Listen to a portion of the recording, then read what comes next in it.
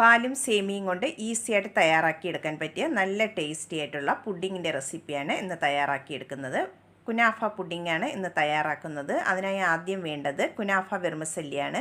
നല്ല തിന്നായിട്ടുള്ള വെർമസല്ലി വേണം എടുക്കാനായിട്ട്. ഞാനിവിടെ ഒരു 200 ഗ്രാം വെർമസല്ലി എടുത്തിട്ടുണ്ട്. അത് നന്നായിട്ട് ഇനി ചെറുതായിട്ടൊന്ന് പൊടിച്ചിട്ടെടുക്കണം. എന്നിട്ട് നമുക്ക് അതിലേക്ക് 2 ടേബിൾ സ്പൂൺ പാൽപ്പൊടിയും 3 ടേബിൾ സ്പൂൺ പൊടിച്ച പഞ്ചസാരയും കൂടെ ചേർത്ത് കൊടുക്കാം.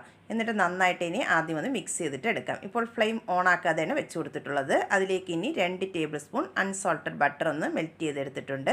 അതും കൂടെ ചേർത്ത് കൊടുക്കാം.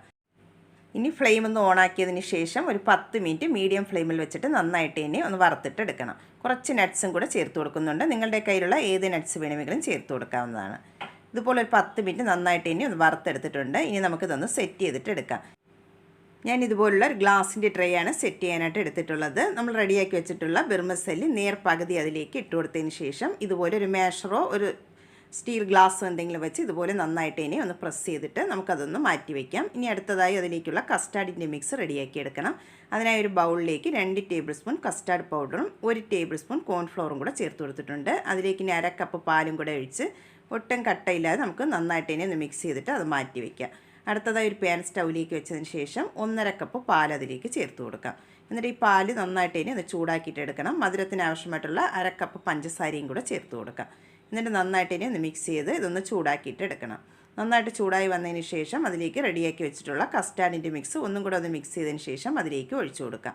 എന്നിട്ട് ഒരു മീഡിയം ഫ്ലെയിമിൽ വെച്ചിട്ട് ഇത് നന്നായിട്ട് ഇനി ഒന്ന് മിക്സ് ചെയ്ത് ഇതൊന്ന് തിക്കാക്കി എടുക്കണം.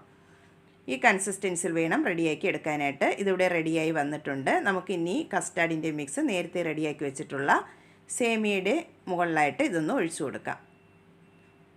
സെക്കൻഡ് ലെയറായിട്ട് നമുക്ക് അതിൻ്റെ മുകളിലായിട്ട് ഈ കസ്റ്റാർഡിൻ്റെ മിക്സ് ഒഴിച്ചു കൊടുക്കാം.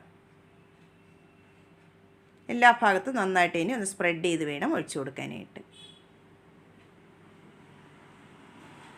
കസ്റ്റാർഡിൻ്റെ മിക്സ് ഒഴിച്ചതിന് ശേഷം ഒരു സ്പൂൺ കൊണ്ട് ഇതുപോലെ നന്നായിട്ട് ഇനി ഒന്ന് ലെവൽ ചെയ്ത് എടുക്കണം. ഇനി നമുക്ക് ബാക്കി വെച്ചിട്ടുള്ള വെർമസല്ലി ഇതിൻ്റെ മുകളിലായിട്ട് എല്ലാ ഭാഗത്തും നന്നായിട്ട് ഇനി ഒന്ന് സ്പ്രെഡ് ചെയ്ത് കൊടുക്കാം. കുറച്ച് വെർമസല്ലി ബാക്കി വെച്ചിട്ടുണ്ട്. അത് നമുക്ക് ലാസ്റ്റ് ഒന്ന് ഗാർണിഷ് ചെയ്യാൻ വേണ്ടിയിട്ടാണ്.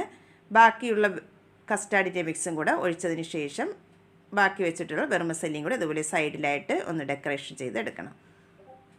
കുറച്ച് നട്ട്സും കൂടെ അതിൻ്റെ മുകളിലായിട്ട് ഇതുപോലെ ഒന്ന് സ്പ്രെഡ് ചെയ്ത് കൊടുക്കാം. ഇതിവിടെ സെറ്റാക്കി എടുത്തിട്ടുണ്ട്. ഇനി നമുക്കിത് ഓവർനൈറ്റ് ഫ്രിഡ്ജിൽ വെച്ച് ഒന്ന് തണുപ്പിച്ചെടുക്കണം. ഞാനിവിടെ തണുപ്പിച്ചെടുത്തിട്ടുള്ളതാണ്. ഇനി നമുക്കിതൊന്ന് കട്ട് ചെയ്തും കൂടെ നോക്കാം. നല്ല ടേസ്റ്റി ഈസിയായിട്ട് തയ്യാറാക്കിയെടുക്കാൻ പറ്റിയ കുനാഫ പുഡിംഗ് ഇവിടെ റെഡി ആയിട്ടുണ്ട്. എല്ലാവരും ഒന്ന് ട്രൈ ചെയ്ത് നോക്കിയിട്ട് ഫീഡ്ബാക്ക് അറിയിക്കാൻ മറക്കരുത്. വീഡിയോ ഇഷ്ടമാകുന്നെങ്കിൽ ഒന്ന് സബ്സ്ക്രൈബ് ചെയ്യാനും ലൈക്ക്